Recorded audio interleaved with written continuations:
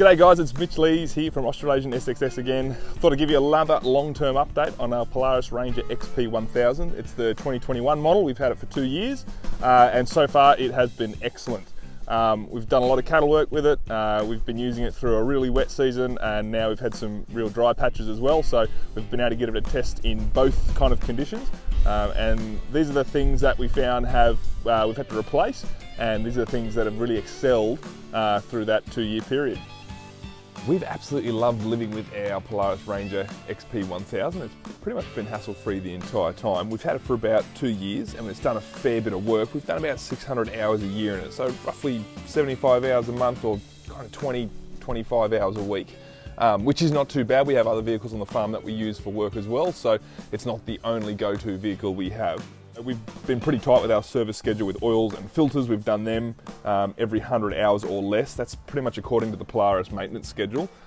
We've done the filters a little more often, especially the air filter, just because we want to make sure it doesn't suck in any dirt whatsoever. And we've just noticed how reliable the vehicle has been purely from keeping servicing up. The vehicle's never really been abused. We haven't done anything stupid like overloaded the tub or the trailer too excessively. We've probably gone over the limit slightly in the effort to test and push this vehicle as far as we can, but we've never done anything that would really abuse it. And essentially this has just traded places with the ATVs we used for decades before side-by-sides became commonplace on farms, 10 or 15 years ago. So the work it does is pretty standard farm work. So you'll probably notice from the video that the tyres and wheels aren't the standard Polaris tyres and wheels. That was our decision to change them over. The original ones are perfectly fine. We just wanted to try the Ranger with a bit more lift. So the only thing we've actually had to replace is the rear sway bar. We managed to snap it around the elbow joint where it kind of bends on a 90 degree, but we were able to get a replacement part for a couple $100 from the Polaris shop website. We did that and we ordered it, and I think it turned up within 3 days to our farm. So that was pretty impressive. The seat backs have popped out of their bracket. That was simple. We just kind of loosened them off at the hinge at the bottom and pulled them back up so they sit back inside the recess. We managed to get some rats eat through the wiring for the winch. So one time we went in, we hadn't used the vehicle for a couple of days, we went in and turned it on, and it actually turned the winch on at the same time and sucked the winch too far in. But we were able to just fix that with some of our dodgy auto electrician work. And the only other thing we're noticing that is starting to fade slightly is the brake switch. So obviously with all these vehicles, they have a safety mechanism that means you have to push on the brake pedal in order to turn the vehicle on when you turn the key. And we're just noticing that we have to push that brake pedal harder and further in when we go to start it from month to month as that brake switch kind of fades a little bit. So we'll just keep you updated on that and how that tracks. So to give you a quick update on how it's performing across probably the 3 most important things, I'm going to break this little long-term test down into 3 aspects. We'll talk about how it's driving after 2 years, how it's working and what it's been like to live with. So I'll start with the drive. The seats still incredibly comfortable. They haven't worn, they haven't faded, they haven't ripped. Nothing has gone wrong with these seats. The power steering, it's still incredibly light. We've had no mechanical problems with the power steering whatsoever. The drive, it's loosened up over time, obviously. It's not going to feel quite as tight as it was when we got it when it was new, but it doesn't rattle like we've had other buggies here to test that we've had for less than a few months, and we've noticed the tray moving and you can hear it banging around. This hardly rattles considering how old it is.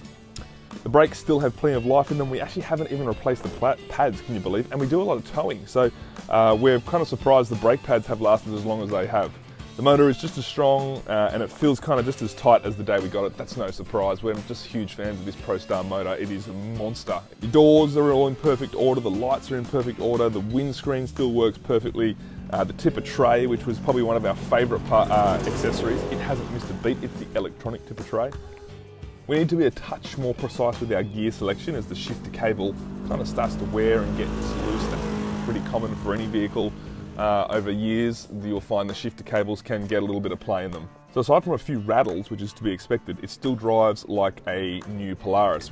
All the bushes and all the bearings, they're all in still working order as well. So to work now, most of our work is cattle work. That's what our farm is. And so the motor still chugs along perfectly fine. It never kind of cuts out, it never struggles to idle, none of that. So it idles along at slow speed really well. We do a lot of towing, like I said, as well, and it still tows perfectly. There's no clutch slip. Even going up steep hills, we never notice the clutch slip and start to drop in power. The tub is fine, all the running gear under the tub is fine, despite loading it with probably more than 400 or 500 kilos of wood. and all we've done is managed to scratch the tray. We haven't managed to break anything either. The tailgate still closes and shuts and opens perfectly fine as well. The winches have copped a workout and are great, but there's nothing wrong with them either. We lost the rubber straps holding the front bull bar plate in. So from a work perspective, this vehicle's been faultless. But we know Polaris push hard, the fact that they're meant to work harder and go longer than the other vehicles. So that doesn't really surprise us from a work perspective. All right, so what it's been like to live with for 2 years. The servicing, let's start with that. It's easy and it's straightforward. We just do filters and oils and we check over bits and pieces. We're not going to go into any more mechanical detail than that because that's not what we're qualified in.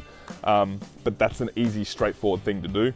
The airbox is easy to get to and the filter is easy to clean. We've found draining the oil is easy. You don't have to remove any excessive skid plates or anything. There's a hole to drop the sump plug out, which is pretty handy.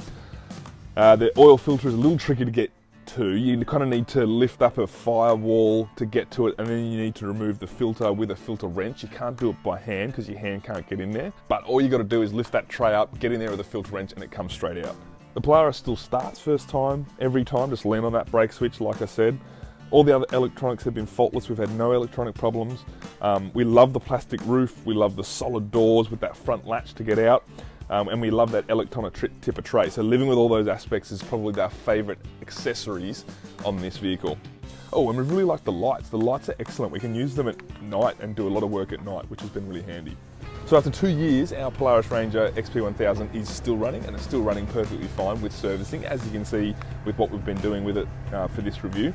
It's been incredibly reliable, and the only thing that's broken has been that rear sway bar.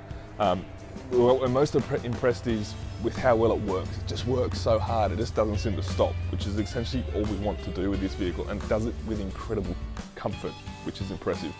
And it's still driving just as well as the day we got it, with the exception of a few extra rattles.